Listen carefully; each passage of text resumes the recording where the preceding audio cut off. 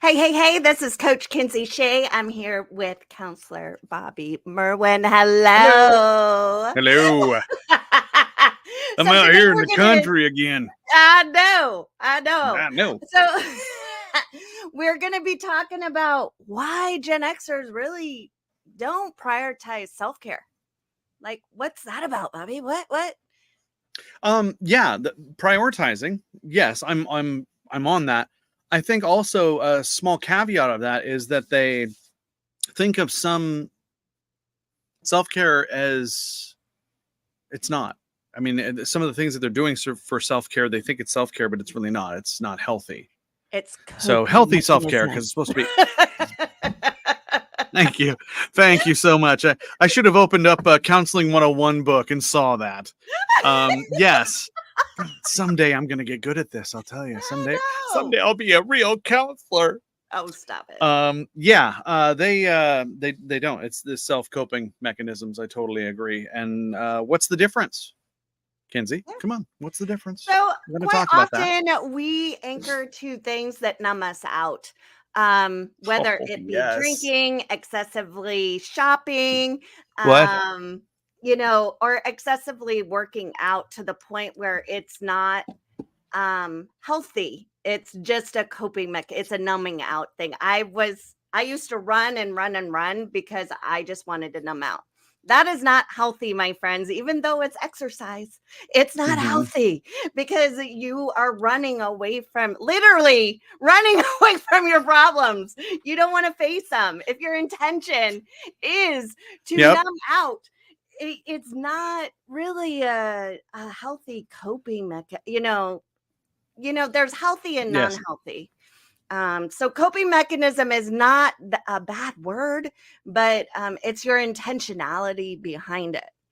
So and it's hard to believe that too much of a good thing is not a good thing, but it actually is. All good things in moderation. Right. And I had a neighbor lady when I was living in Eastern Oregon that used to run every day up and down this freeway area. And I mean, she was super duper fit. I mean, there wasn't a shred of fat on her or, anything. But at the same time, I thought, wow, she must dedicate like 3 hours a day to this minimum. And that's just, again, like you said, just zoning out. You're just numbing out. And that's not the case. It's got to be somewhere between normal life and like a shower. Right. I mean, think about how many times that you've been in the shower and thought of something that you needed to think of, but you couldn't because you had so many other things on your mind. Right. So coping mechanisms are things that help us do kind of the same things that showers do. For instance, I ride a motorcycle. And when I ride, I get to just be out on the country roads and just kind of zone out. I just got to look out for basically wildlife and tractors. Other than that, it's a pretty safe ride and I can zone out and actually think and then come back to reality fresh. So for the listeners, what's the difference between numbing out and zoning out? They sound the same, right? Oh gosh. Let's say numbing out is going to be like a really, really long time. And zoning out would be like momentarily. Less than a half an hour. Regather yourself. That's what I should say instead of zoning out. Gather myself. I think the intentionality is important. So if your intention is to run away from your problems, not to really ground down into yourself, then that's a negative coping. If your intention is to ground down into yourself and really have reflective moments, where you're not shutting out the world, where you're just embracing the world, that is, kind of the zoning out we're talking. There's intentionality behind it. Yes. Yeah. When you and I were young, not to cast aspersions on you, but there were times where we would be at work, working that retail job or whatever, and you go like, dude, I can't wait to get off work and get a drink. I'm just like so done with this. This is what I believe you're talking about. You have that intentionality that I'm like, okay, I'm doing this. Now I'm going to get drunk. Right. No, that doesn't help. No, that doesn't help. I mean, we can think to ourselves, oh, I've got a wedding on Saturday. It's going to be beautiful. Oh, and it's going to be at a winery. They're going to have some great wines. That's different. That's going to go and you're going to enjoy and partake. Not you're thinking, dude, I'm going to get so hammered. Well, some people do. But Some people do. I'm not pointing. Some people do. Yeah. Yeah, no, you're right. Some people do, but I'm trying to draw, a different correlation. No. You were talking about the mentality going into it. Yep. Like when I get on my bike, I'm like, I'm not going to be on this thing for 3 hours. Right. I'm just going to go.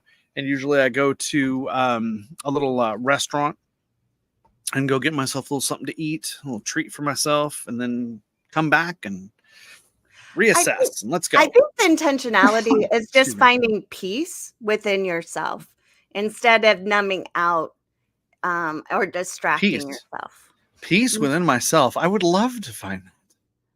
We all have peace inside ourselves. We do. And the joke there is that I have worked very hard in my life to find that inner peace, and thank God that I have. And this is why we do this, is because we want to give people the knowledge, skills, and abilities and the freedom to know the perspective. I just said it so fancy, to let them know that they can do this. You can do this. Yep. We did it. Yeah. You can do it too. It's just daily intention. And for all those Gen Xers, I think you'll really relate to this. You can probably name the grade that you were in when we put this meme up. And I did good. I said it right this week. You did. 10 points for saying meme correctly. I know. So Gen X kids, if you ever wondered why Gen X is the way it is, remember that teachers hyped up a rocket launch and the astronauts that then exploded in front of us. We had the portable TVs out. We were all watching it.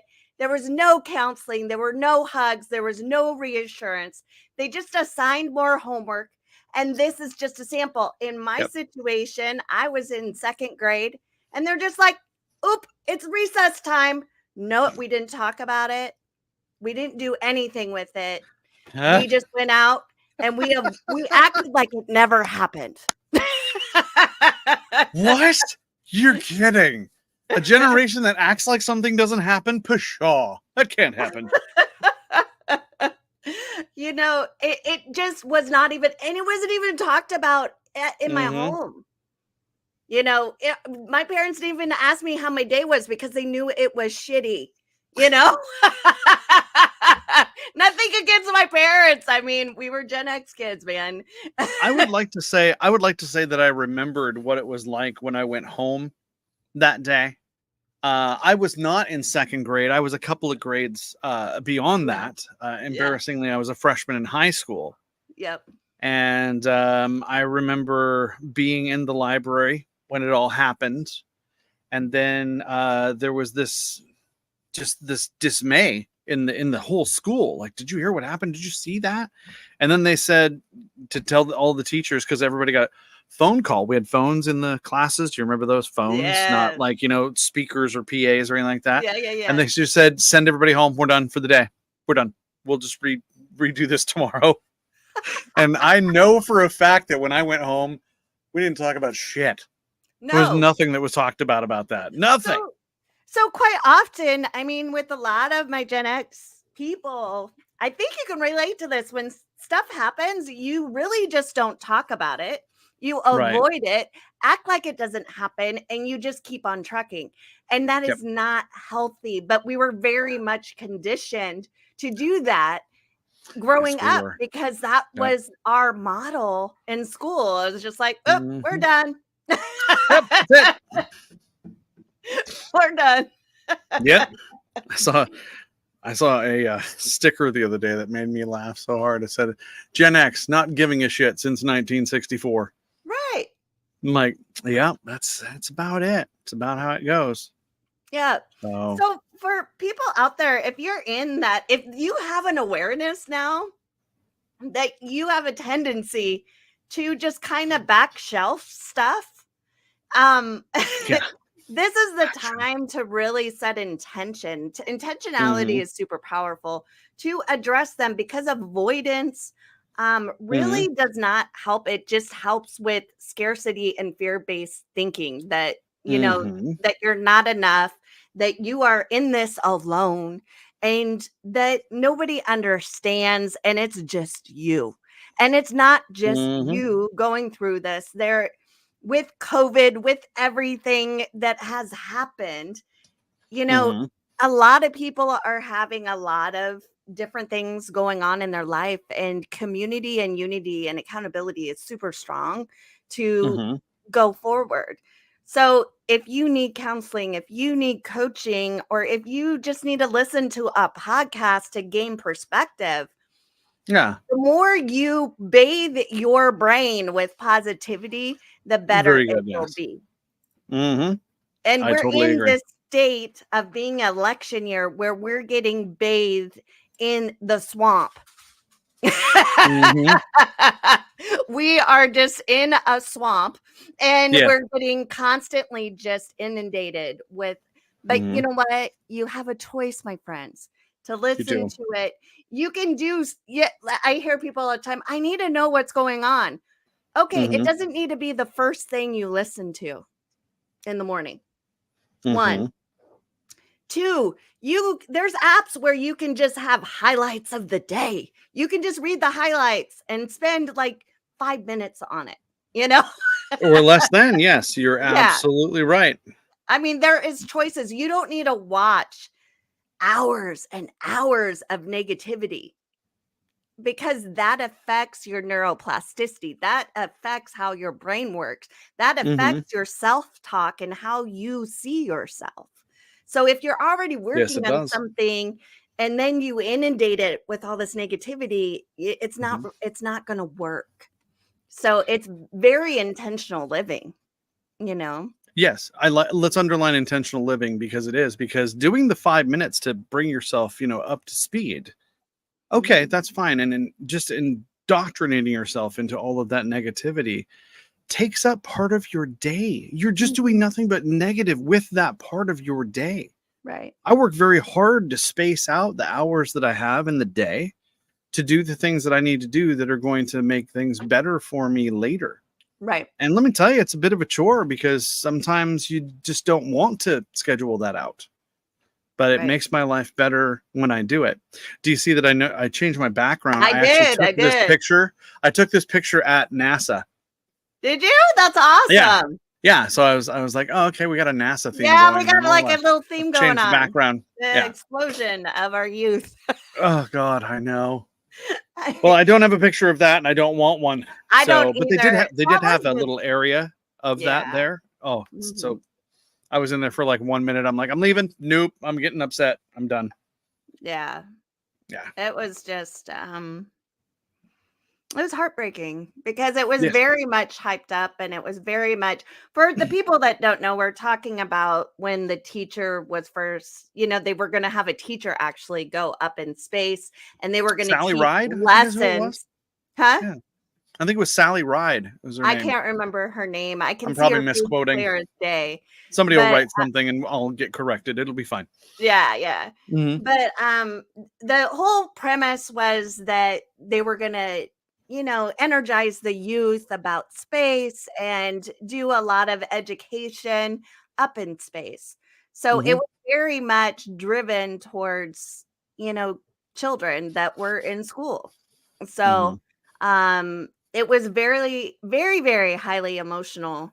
When it happened. Every TV in the school was going. I mean, when I say every TV, meaning like we had to have TVs brought into areas. We didn't have TVs in our classrooms. I know, weird, right? But we didn't. I had TVs we had portable TVs, so we had enough portable TVs in every room, though.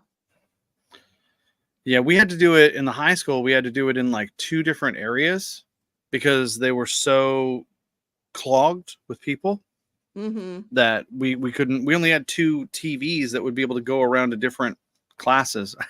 Right. So I grew up so poor. One of them was black and white. We had to click the channels to change it. That's what I feel like I'm saying. But yeah, we didn't have a lot of TVs. You had to like sign up for the TV to be able to have it in your classroom to watch something on a VCR. I know. So, a lot Uh-huh. of people, they might be like, okay, so what can I do? Like, how do I know if this is a problem for me? Mhm. Um, I would say if your first intention, like most often you don't even have intention, you just have a response. Mhm. And either if your response is to numb out and you're not in moderate activity, like if you hear something that gets you going and your first response is like, I need to get drunk, or I need to excessively do something like run 10 miles or run 5 miles, or you know what I mean? Right. Um, Mhm.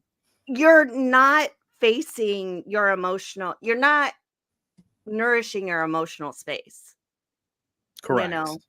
Um, so I think that's the first thing, is like really looking at your behaviors and your justifications of why you're Mhm. doing things.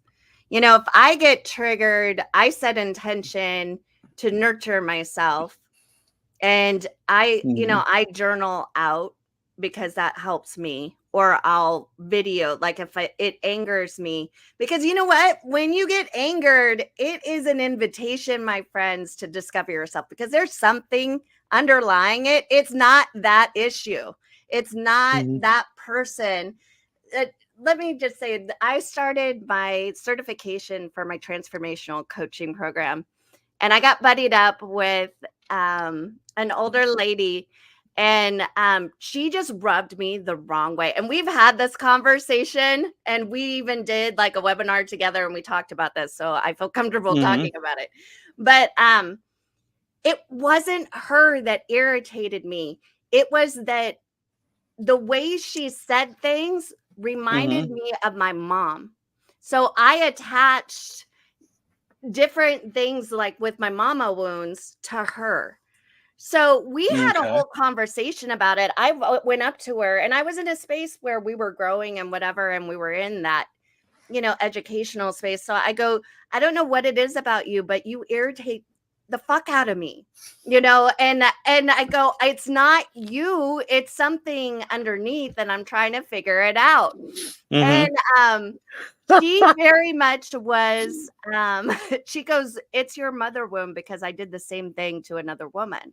So we can learn patterns from other people, and Mhm. it can be pointed out. So I really worked on my mother wounds. Um, so I mean, what I'm saying is that irritation is an invitation to self-discovery. So it's usually not the circumstance or the person that you're angry at. It's usually something that's buried within your soul to heal. Yes. I was writing things down as you were saying that because you wanted a really good course and I loved it. I could not agree with you more. We are not pissed off at the person that cut us off in traffic. Was it a Mhm. dick move? Yes, it was. Is it worth getting that pissed off about? Absolutely not. I always like to play the game like I do with my daughter, when somebody does something rude and they're driving, or I've had like been driving down I-5 and people are like passing me on the right at like 80 miles an hour and like swerving through traffic. I'll say things like, "Oh, they really have to poop." I just defer it. I defer it. I'm like, I could call them names as they go by because they are causing a hazard, but what can I actually do about it? And is it worth getting mad at? Well, you're Second, anchoring your energy to it, and it's depleting right. energy, not Correct. replenishing. Which brings me to, you said something about doing the self-care that you do, Hmm. but I think that people get overwhelmed as Right. to what should I do. I saw my dad drink, therefore I'm going to drink. I Hmm. saw my dad, smack mom around, therefore I'm going to smack my girlfriend around. Monkey see, monkey do. We've been doing it our whole lives. So what Right. we need to do is take the time, take a moment, and actually get onto the googly web and say, what are 10 things that I can do to help lower my stress? Or what are 10 things that I can do to help learn more about myself? And it will send you down a path of positivity. Because It any of those things that will. you come up with is going to be good. It's better than drinking. Right. I would say there's one key thing that you can really do, and You can do it anywhere. And I spoke about it on my TEDx. It's a heart math technique. It's I call it the 3 hearts, but it's called the Mm-hmm. heart math quick coherence technique. And it's Okay. all anchoring to replenishing emotions. So you really Mm-hmm. just kind of ground down into yourself. You slow down your breathing to activate the vagus nerve because that is what makes you feel safe. You can't feel Right. fear and safety at the same time. So when you activate that vagus nerve by slowing down your breathing, Mm-hmm. just breathing in and out, 4 and 8, usually breathing in and then exhaling longer is beneficial. Mm-hmm. And then just breathing in and out of your heart, and then just bringing in the appreciation. Like when people cut me off, I'm just like, I'm grateful that I'm alive and that I'm safe. I just I pray for the people that are, Yeah. I just hope that they're safe. You're in a state of compassion instead of blame. We're very much in Mm-hmm. this system of victimhood with social media. It's inundated in our lives that we have to blame somebody. We are victims. We can't control our health. We can't control our government. We can't control all of this stuff. And we get in this lack mentality. And it's not Mm-hmm. healthy. It just makes us be sheep. No, you're dead on. You're right on there with that. Yeah. And that's the Mm-hmm. goal, my friends, of media, of politics, and whatever. So, Keep you encapsulated in that feeling and in that victimhood. area of passion or victim or negativity or whatever they want to encapsulate you. That's their job. Yeah. Yep, I totally Because agree. being empowered is making a decision to be intentional in your life. Mm-hmm. When you are not intentional, then you kind of go with the flow of what you listen to, what is out there. Mm-hmm. You're kind of like like a boat, just by its sails. You're just kind Yeah. of going Yeah. Yeah. Just wherever the floating on the wind may water and just blow. letting, yeah, wherever the wind may blow. That's what I was just gonna say. I think there's a song that has that in there.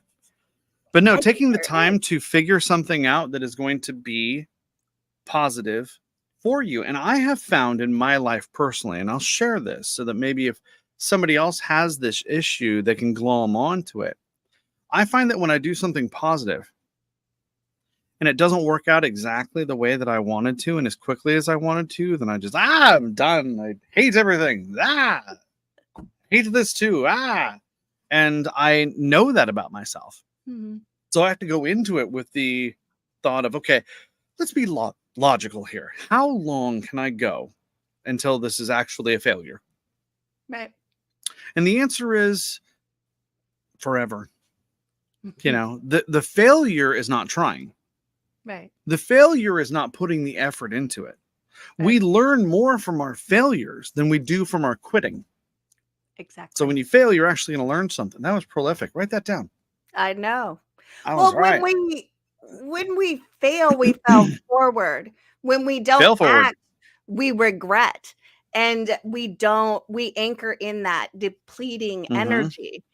And it Yep. just makes a negative cloud that I like to think of the negative rain cloud. Like everything you see is just negative, because regret, Mm-hmm. if you don't move through that, it's in part of that emotional onion to kind of, digest Mm-hmm. that I Yeah. talk about a lot.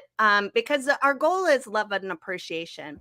Everybody wants to be seen, everybody wants to be heard, and everybody wants to be valued. So Yes. the first step is doing that for yourself, even if you Yep. don't see it on the outside of people doing it for Mm-hmm. you, because you're with yourself 24, 365, 7 days a week. You are there in it with yourself, Yes, you are. Mm-hmm. So You're it is dead on. a choice, my friends. It is a choice to nurture yourself and do self-care. Everybody's self-care is different. What lights you up? What's your passion? Do you like to do crafts? Do you like to paint? Do you like to go for walks? Do you like animals? Do you like, do things that really kind of set your heart on fire, Mhm. and allows you to be at peace. Because at the end of the day, I think humanity just wants to be at peace. You know, people that aren't in peace usually are living through traumas and they're Mhm. projecting their traumas. I'll mix in peace with maybe contentment. They would like to be content emotionally and financially. And then sometimes when we can't be content in one of those ways, then it rolls over into everything else and makes it, volatile. But that's And conditional. In my opinion, that's conditional. I'm talking about just pure peace in yourself, not whether you have money or have this or have that. okay. All right. It's peace just in your essence with no conditions. You don't need Mm-hmm. conditions to find peace. Because Right. some people that have no money, they are content with themselves. They're at peace. And there's people Mm-hmm. that have billions of dollars and they are miserable. Oh, sure, sure. You know what I mean? Yeah. So But that goes I just along with don't what I want to was get saying it because they have that twisted. one thing and they can't get over to the other. Yeah. So that goes right along with what I was saying is Yeah. that they can't find the contentment in one area. So that it trickles over all the way to the other. I don't know. I mean, I've never had $1 billion, but I'm not sure how I wouldn't be content if I had $1 billion. But I'm sure $1 billion brings its own problems. Mm-hmm. So, yeah.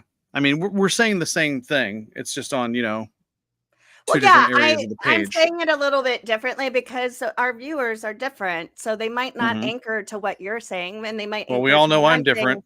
and vice versa. So that's why we have a male and a Mhm. female perspective.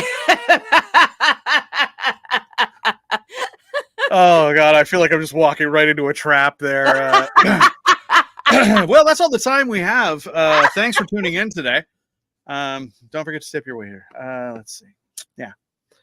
So no, it's about the premise for the most part of the show was self-care Yep. and doing what you can to care for yourself. And why is it that Gen X people seem to fall for the drugs and the alcohol and the not as much of the positive things? And I don't want to throw all of Gen X, underneath the bus, but you and I are both Gen X, so we know what Gen X people do.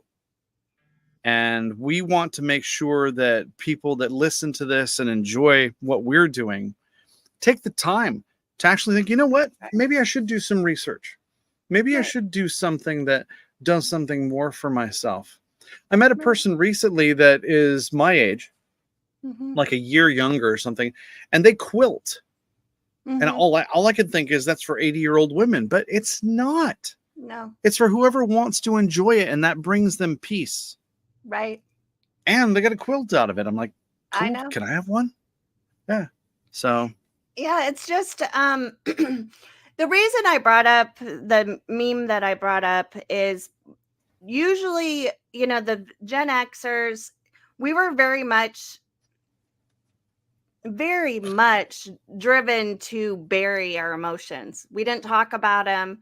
We gotcha. didn't, but it is time to Mhm. reframe them because that does not serve us to just bury everything. Because I like to look at it like kind of like a kettle.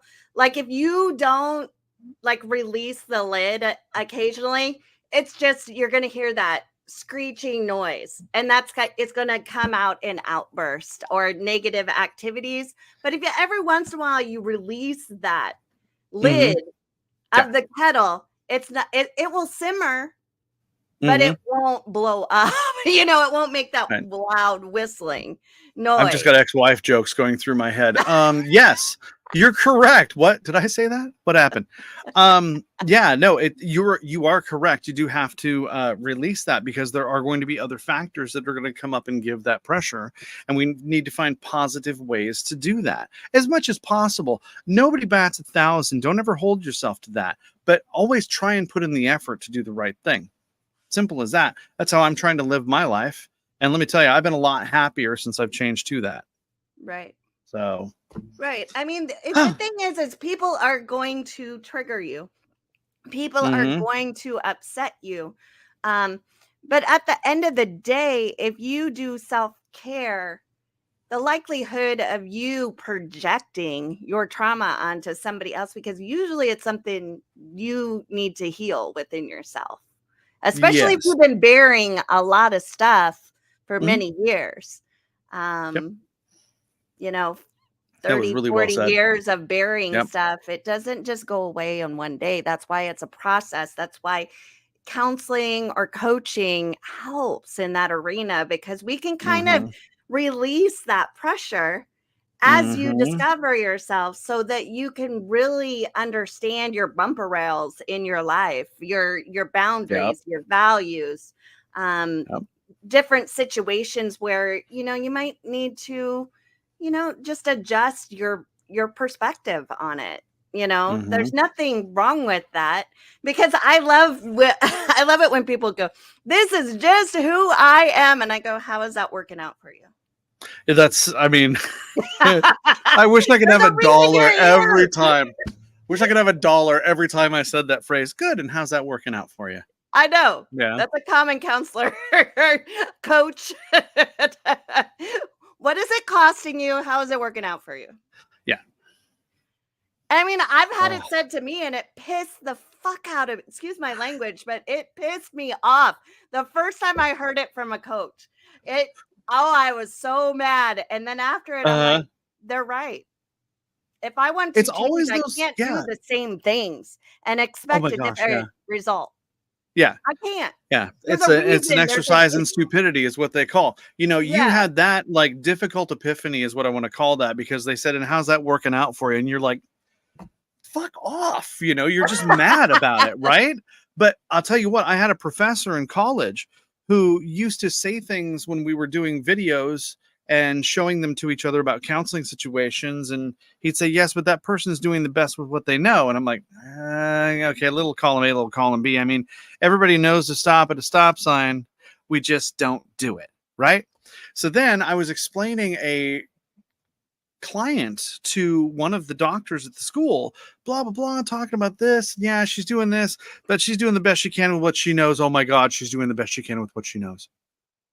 And it washed over me. It was a white light moment where I'm like, oh my god, he is so right, because we do the best with what we know. We, Kinsey, myself, we're just trying to show you a little more. Yep. Trying to show you some avenues, different things, different thoughts. So yeah, perspective. God, you always simplify it. Jeez. Oh, And here I the am trying to be thing is, difficult. we're always growing too. That's the human Yeah. condition. I mean, it is not, self-discovery is not a destination, my friends. It's a journey. It's a lifelong journey.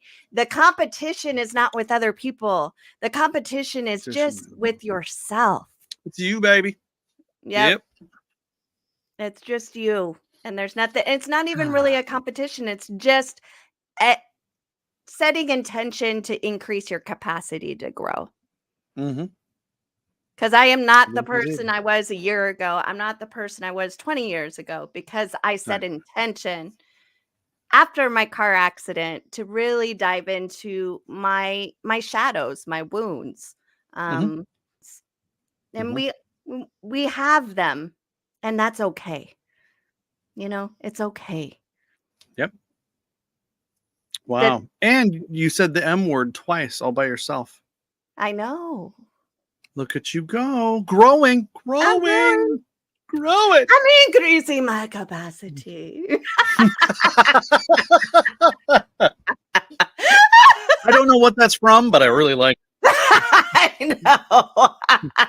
I'm So going to be on that note, huge. I know.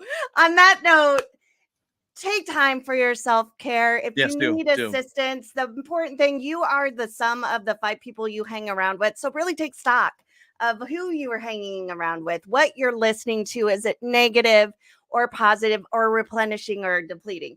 Right. What you anchor to will determine your reality. Like, subscribe, do all those fun jazz. If you think somebody needs this content, please share it. Please Mm-hmm. share it, and just share the love and share, and just be at peace with yourself, my friends. Yep. This is the goal. This is intentional living. This is perspective. And this is why we do it. So comment below And because I love doing the questions. I had a good time when we I do did the too. questions. Yeah. I Yeah, I love like that a hearing lot. from everybody that listens. So Hmm.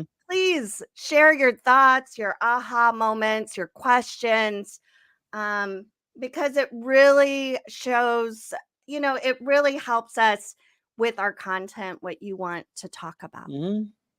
It Yeah. does indeed. We Yeah, appreciate it because very this much. isn't for us. This is purely from our hearts. I mean, Right. mhm. We do gain something. I learn something from you just about every time we're together. And I Yep. appreciate it because I like the time that we spend. Me too. And my time is valuable. Yep. So spending it with you to me is an investment. Yep. And I get to share something with other people out Yep. there in, the googly land. So Yes. it works out good. I love it. Yes. Yes. So, like, subscribe, do all that fun jazz, and we will see you next week. You guys take care. Light, love, and gratitude, my friends. See you See later. you, Bobby. Bye. Bye, Kinsey.